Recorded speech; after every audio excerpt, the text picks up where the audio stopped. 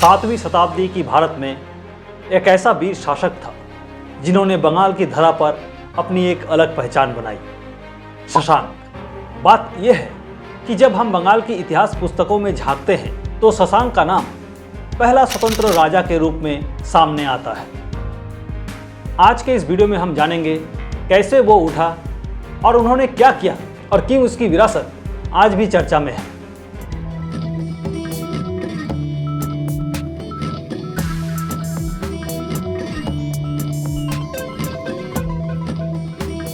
शशांक का आरंभिक जीवन आज भी इतिहास में पूरी तरह स्पष्ट नहीं है।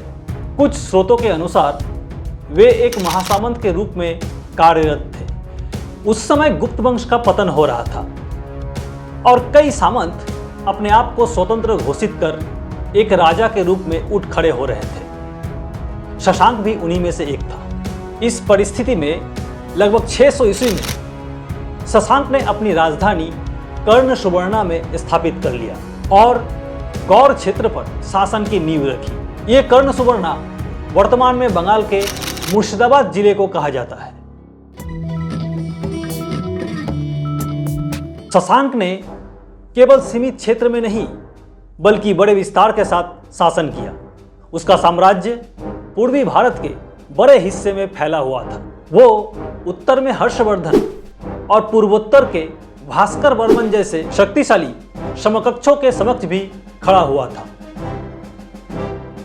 उनके द्वारा जारी किए गए सिक्कों में शिव की मूर्ति और लक्ष्मी की छवि मिलती है, जो उनकी आर्थिक और सांस्कृतिक शक्ति का संकेत है।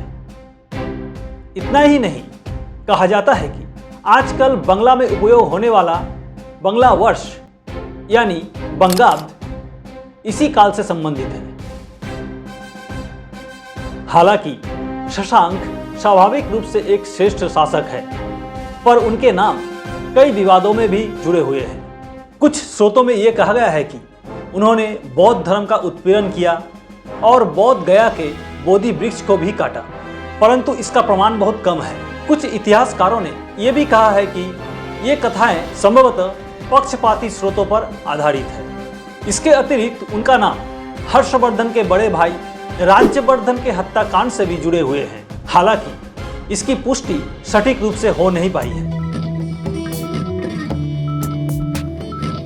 शशांक का शासनकाल का असर सिर्फ उनके समय में नहीं रहा। उनके बाद बंगाल में जो राजनीतिक संकट आया उसे मत्स्य न्याय कहा गया, अर्थात जहां बड़ी मछलियां छोटी मछलियों को निगलती है। ऐतिहासिक आर.सी. मजूमदार कहते हैं, शशांक बंगाल का पहला ऐतिहासिक शासक था जिसने सिर्फ स्वप्न ही नहीं देखे बल्कि उन्हें साकार भी किया। उनकी उपलब्धियों में शामिल है स्वतंत्रता का प्रतीक बनना, सिक्कों और मुद्रा का जारी करना, शासकीय परंपराओं को आगे बढ़ाना। इसलिए आज भी उन्हें बंगाल के इतिहास में एक महत्वपूर्ण स्तंभ के रूप में देखा जाता है। तो ये थी शशांक की कहानी, जिसने कठिन समय में उठकर इतिहास में अपना नाम दर्ज किया। अगर आपको ये वीडियो रोचक लगा तो लाइक और सब्सक्राइब करना ना भूलें। कमेंट में जरूर बताएं कि आपका पसंदीदा तथ्य कौन सा था। आज के लिए इतना ही, मिलते हैं अगले वीडियो में। तब तक के लिए स्वस्थ रहें, सुरक्षित रहें।